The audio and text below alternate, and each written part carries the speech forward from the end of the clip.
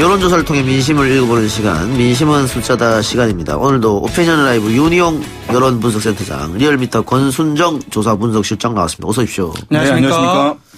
팟빵 앱으로 작가주님, 학부모가 전문가보다 말을 더 잘합니까? 그랬는데 요전에 전화 연결하신 분, 네. 학부모 대표였는데 말을 너무 잘하시더라고요. 네.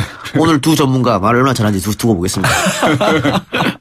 요즘엔 시민이 전문가인 시대니까요. 아, 그래요? 네. 네.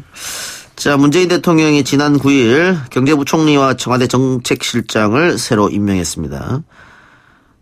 청와대는 정책 기조는 그대로 유지하겠다, 이런 분명한 입장을 밝혔는데요. 경제팀 교체에 대한 평가를 보면 야당은 이럴 거면 뭐하러 바꿨나, 또 여당 같은 경우에는 소득주도 성장 뚝심 있게 전진해야 이런 것 같은데, 민심의 평가는 어때요?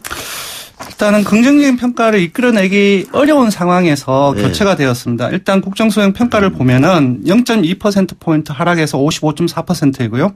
부정평가 역시 조금 더, 호전이 되었습니다. 0.8%포인트 역시 하락해서 38.3%인데 이것이 금요일 날 이제 소폭 개각이 있었지 않습니까? 근데 조사에 반영이 안 되었지만 오늘 조사를 보면은 발표는 안 되었지만 크게 변동이 없어요. 나쁜 상황인데 사실상 이제 경제 문제가 이제 모든 국민들이 심각하게 인식하고 있지 않습니까? 예. 그런 상황 속에서 경제팀 교체 그 사안 자체가 크게 영향을 미치기 어려운 부분들도 있고 또 더더군다나 이제 경제 악화라는 부분들 다 공유하고 있는 상황 속에서 여야 프레임 대결에서 여당이 계속 밀리고 있습니다. 그러니까 그래서 네. 지금 청와대 입장에서는 이 사람들이 못했기 때문에 갈아치우는 것보다는 네. 그런 여러 가지 있기 때문에 분위기 전환용으로 맞습니다. 교체했다고 보는 게 사실상 크잖아요. 분위기 전환용인데 이제 분위기 전환을 하기 직전부터 이제 자유한국당 같은 김수현 정책실장이 들어오면은 사실상 거의 비토로 계속 했지 않습니까?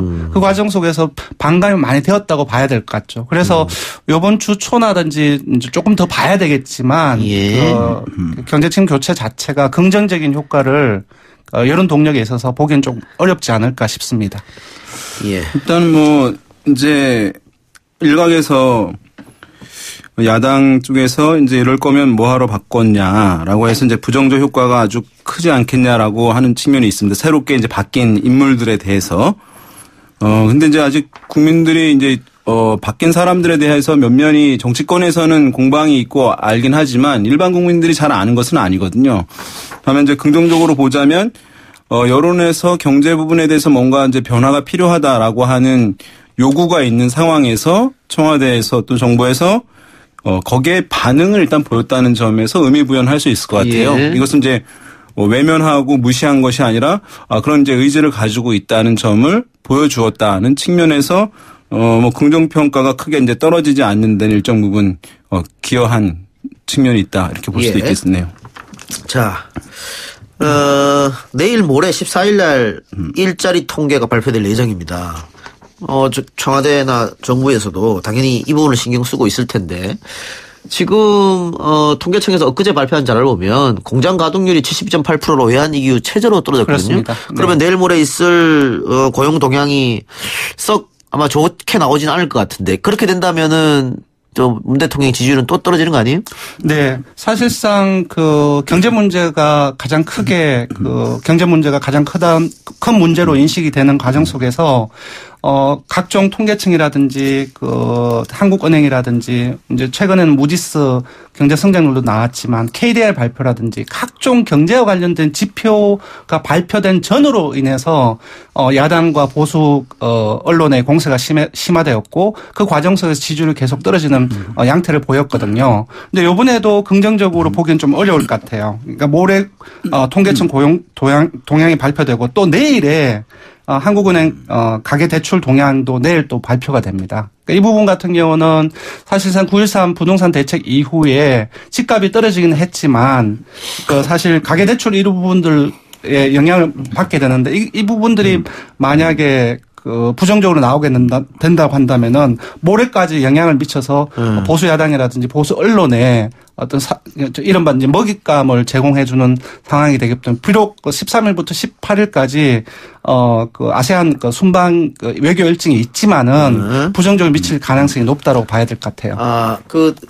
보통 뭐 문재인 대통령뿐만이 아니고 그 전 정부도 대통령이 외교 순방을 나가면 지지율이 조금 올라가는 성향을 보이잖아요. 근데 이제 최근에는 그 유럽 외교 순방을 갔다 왔지 않습니까? 그 과정 속에서 물론 이제 국감하고 맞물린 그 측면이 있지만은 그때는 떨어졌어요. 단순히 외교 순방을 간다고 하더라도 한다고 해서 높아지는 것이 아니라 워낙 이제 경제 컨텍스트 자체가 나빠져 있는 상황이기 때문에 외교 순방 역시도 효과를 보기는 좀 힘들지 않을까 싶습니다.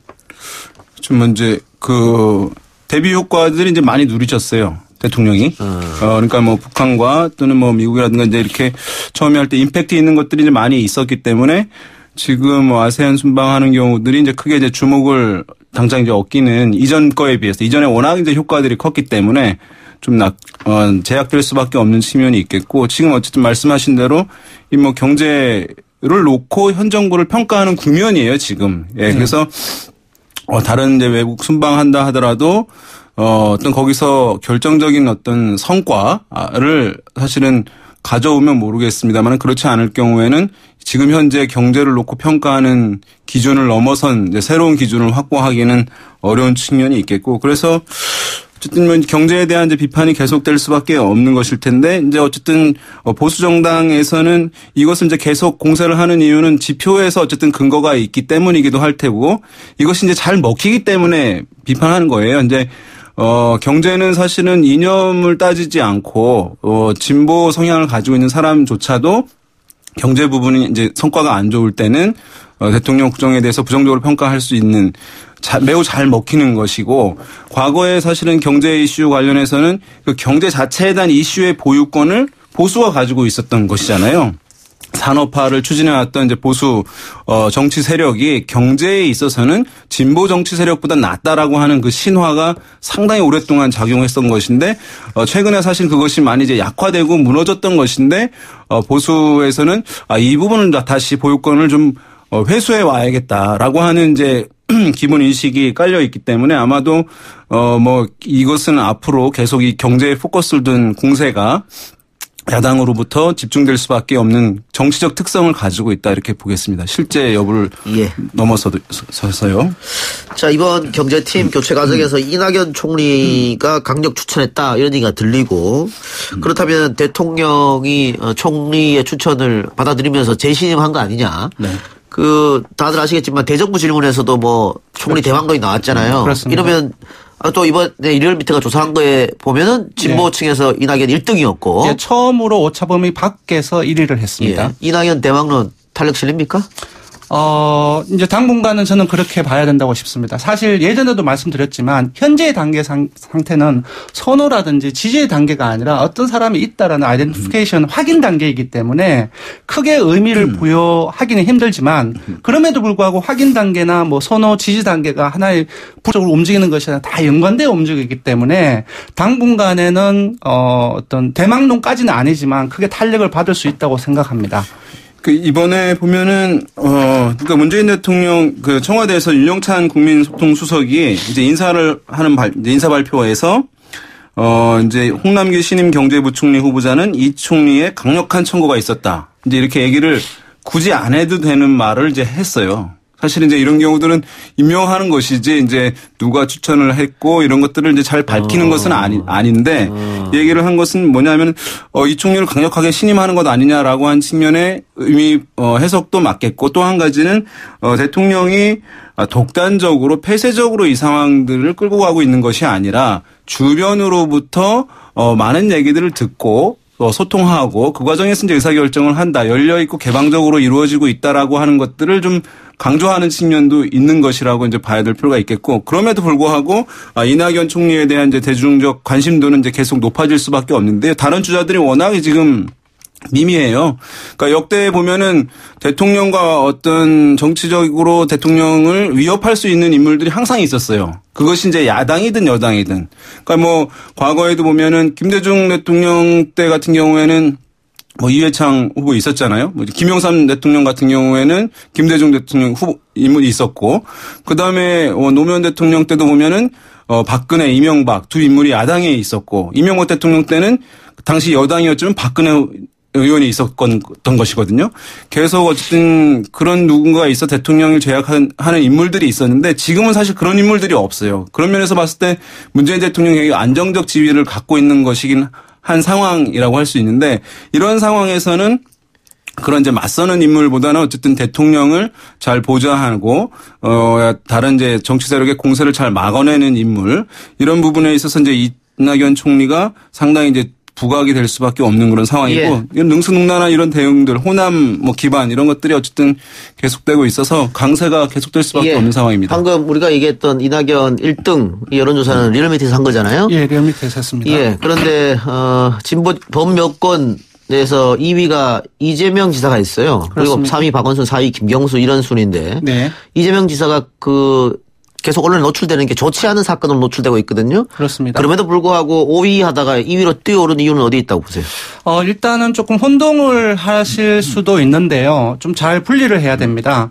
그러니까 지금 예전에 형님 정신병원 이제 입원 과정 속에서 그 부분으로 인해서 집안에 이제 강제 입원. 예, 강제 입원에 대해서 이제 신체라든지 예. 집안에 수색을 당했지 않습니까? 예. 그 부분들이 사실 좀 너무 과하다라는 좀 그런 여론이 많이 풀었습니다. 사실 이 조사 같은 경우는 그때 이루어진 거거든요. 사실 이 조사는 그 부분들의 영향을 많이 긍정적인 부분들은 역풍이 부른 부분들이 일부 있고 이제 그 이후에 있었던 이제 검찰의 기소 의견 이 부분들 같은 경우는 제가 봤을 때는 부정적 영향을 미친 것 같거든요. 일례로 최근에 리얼미터가 10월 달에 시도 단체장 직무수행 평가를 했는데 좀 많이 떨어졌어요. 예. 그것도 하필 이제 그거하고 금방 말씀드린 검찰 기소 의견에 예.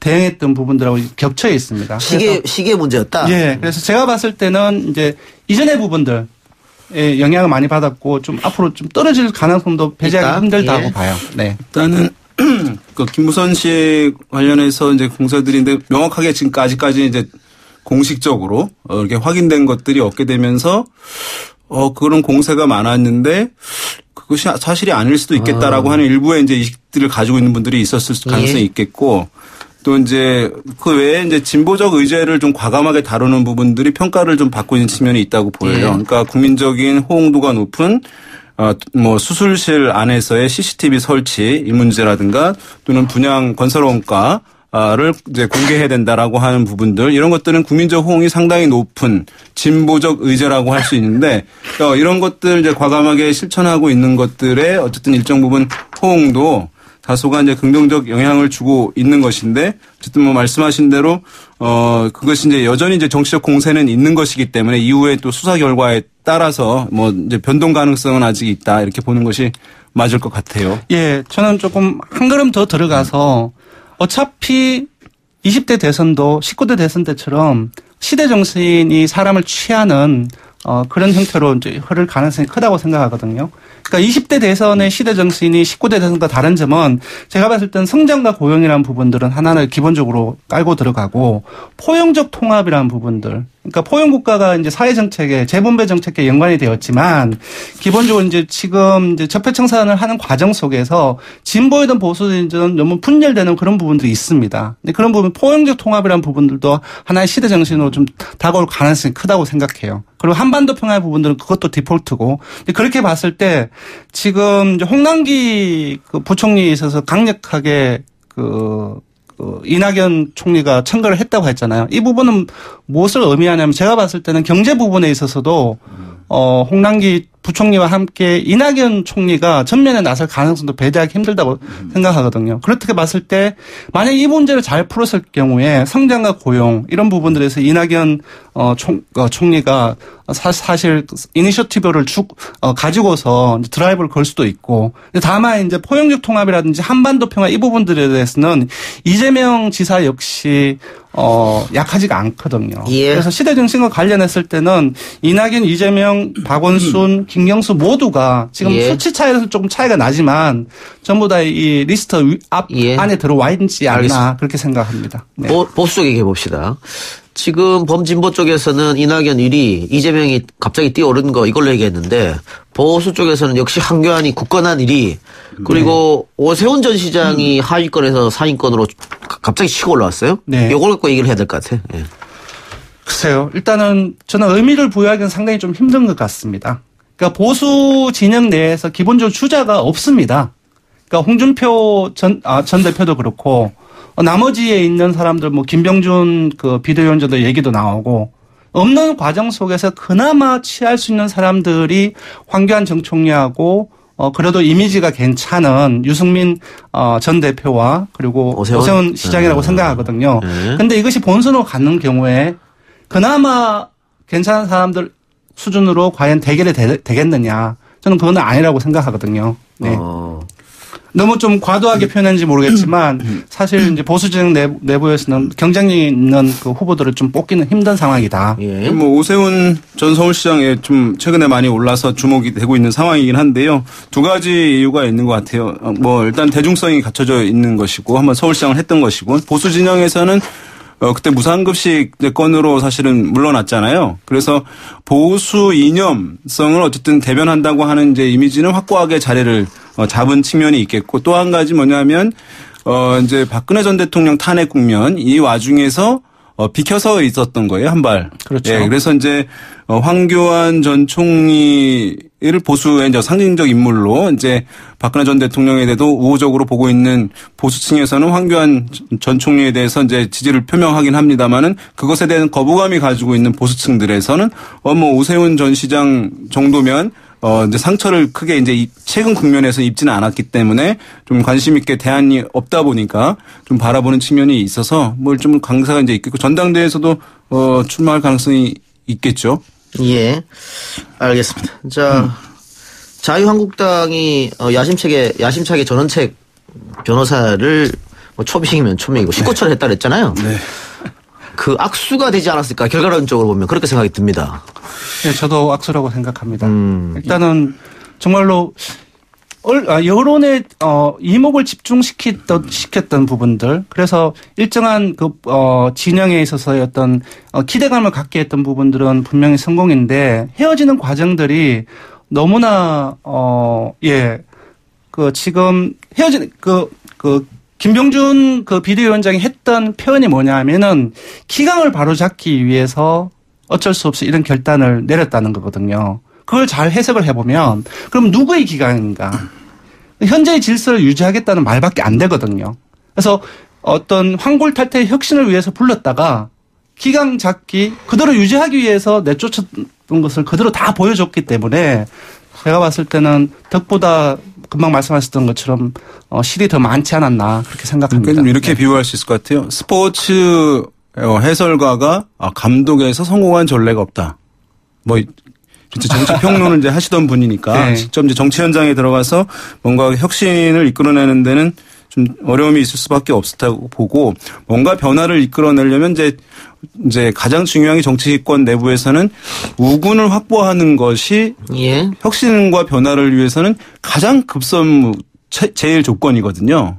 어떤 사람이 들어가서 뭔가를 변화를 이끌어내려고 한다면은 근데 우군을 만들면서 변화를 하나씩 만들어가야 써야 되는데 이 전원책 변호사 같은 경우에는 모든 사람을 적으로 돌렸어요. 그러니까 본인을 가장 강력하게 지원해줄 비대위도 적으로 돌리고 또 전당대회 준비하고 있는 각 계파들의 주자들이 있잖아요. 상당히 이제 유력한 인물들인데 전당대회를 뒤로 늦춘다고 하니까 이 준비하던 사람들 모든 계파에서 또 적이 돼버린 상황이거든요. 그러니까 고립무원의 상황, 홀로만 남겨진 상황이었기 때문에 여기서 뭐 성공하기는 어려운 측면이 있었고 김병준 비대위원장 쪽에서는 본인이 허수아비가 되는 것이니까 더 용납할 수가 없었겠죠.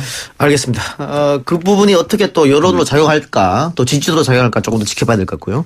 오늘 두 분 말씀 여기까지 듣겠습니다. 수고하셨습니다. 네, 감사합니다. 고맙습니다.